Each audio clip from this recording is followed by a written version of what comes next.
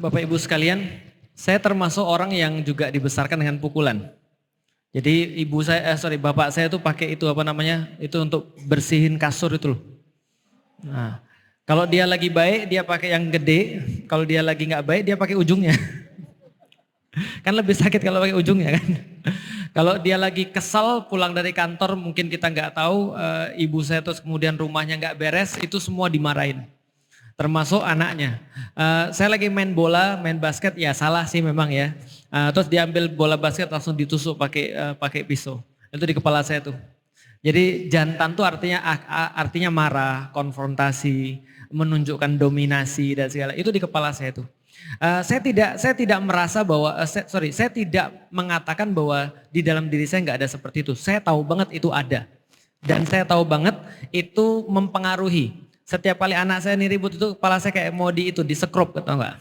Kuping saya kayak mau disekrup. Dan apa respon kita? Respon kita adalah referensi kita. Karena dulu bapak kita begitu untuk buat kita diem, kita juga cenderung akan melakukan itu juga. Nah, bagaimana pertanyaan cara mengubahnya? Ada 4 yang kita sudah bahas. Ingat gak yang kita bahas pertama-tama tentang teori perubahan?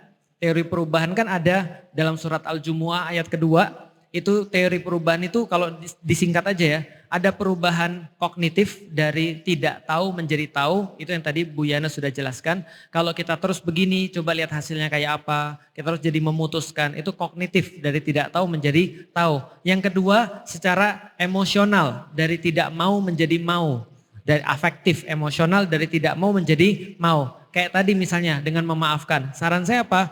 Datengin orang tuanya minta maaf. Minta maaf ke orang tuanya. Itu berarti pasti ada yang belum selesai itu. Nah, memaafkan itu bukan memaafkan diri kita saja, tapi benar-benar datang ke orang tuanya dan minta maaf ke orang tuanya. Loh kok minta maaf, bukannya dia harus minta maaf ke kita. Enggak, itu bukan urusan Anda minta maaf ke orang tua. Dan bilang sama orang tua, ridhoi saya untuk ngurus anak.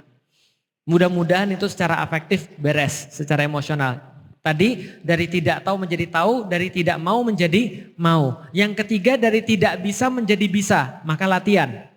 Maka ada satu psikolog muslim namanya Al-Balkhi dari tahun 1000-an, dia sudah nulis bahwasanya jangan pernah ngasih obat dalam penyakit mental atau non fisik ketika lagi sakit. Itu nggak bisa. Contoh ya, pernah ribut antar suami istri tiap hari gitu kan ya. Kalau pas ribut jangan ngasih nasihat. Jangan ngasih suami dalil, jangan. Gak penting itu. Dia nggak akan bisa sadar. Kan sudah saya sering bilang ya, lagi ribut dikasih dalil, suaminya bilang apa? Saya tidak perlu mama dedeh di sini kan gitu. Jelas? Karena kalau penyakitnya fisik begitu sakit langsung dikasih obat. Tapi kalau penyakitnya non fisik atau mental, jangan dikasih obat pas lagi sakit. Ngomongin anak pas lagi salah, makanya nggak bakal didengar. Yang dia dapat apa? Orang tua saya nggak sayang sama saya. Orang saya lagi sedih malah ditambah-tambahin makanya. Kan ya. Cuman kan kita kan ya, pengen kan gitu kan ya. Makanya kan rasanya puas banget. Paham ya? Nah yang mau dicari dia sembuh, yang mau dicari dia dididik atau kepuasan kita. Karena kadang-kadang orang tua termasuk saya pengen puas. Maka ketika kita ngomong terserah kamu lah. Ya selalu dah. Begitu kejadian refleks kita bilang makanya itu nggak didengar dia. Setelah makanya bla bla bla bla bla bla itu nggak didengar. Karena orang-orang dikasih obat nggak bisa. Nah makanya belajar dari tidak bisa menjadi bisa itu ketika normal. Contoh kayak tadi, nanti kalau aku marah tolong dipeluk ya.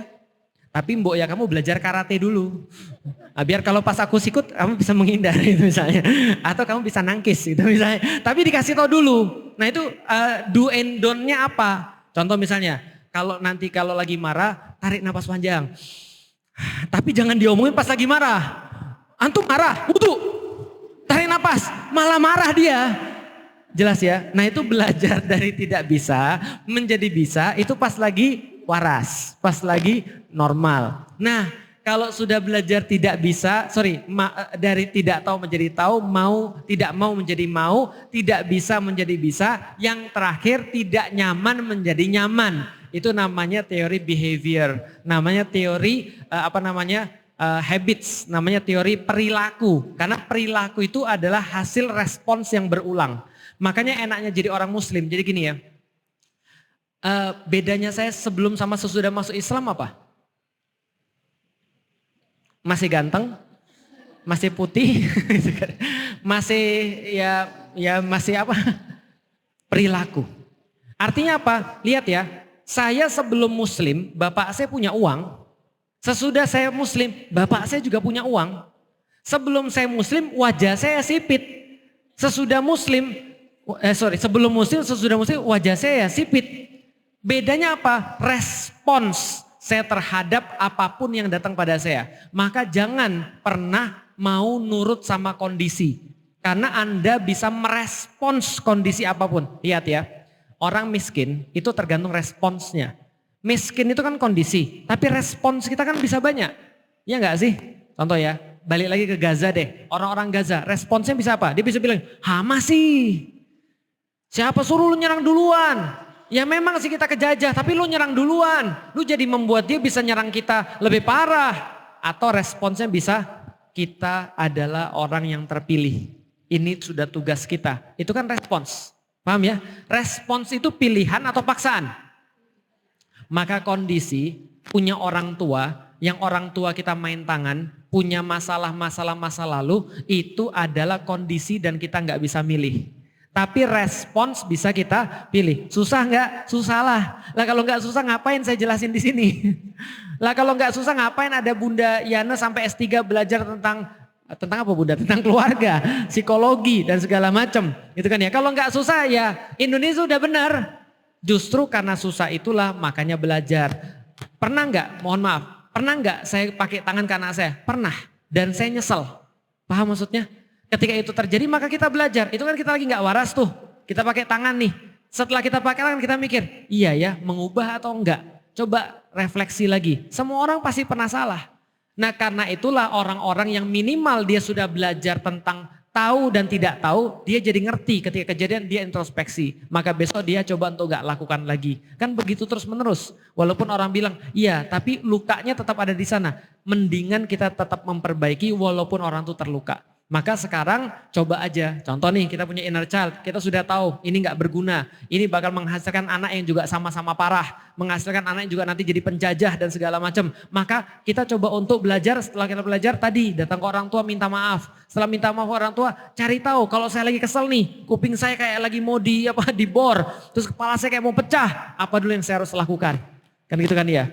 Apa dulu yang harus saya perbuat? Apa pergi dulu dari rumah? Ataukah nangis? Karena perempuan biasanya nangis ataukah apa, terserah. Yang penting harus ada respon-respon yang kita sudah sepakati pas kita lagi nggak marah gitu maksudnya. Nah setelah itu baru dibiasakan. Insya Allah berubah, mudah-mudahan. Orang saya juga bisa, insya Allah Bapak Ibu juga pasti bisa gitu ya.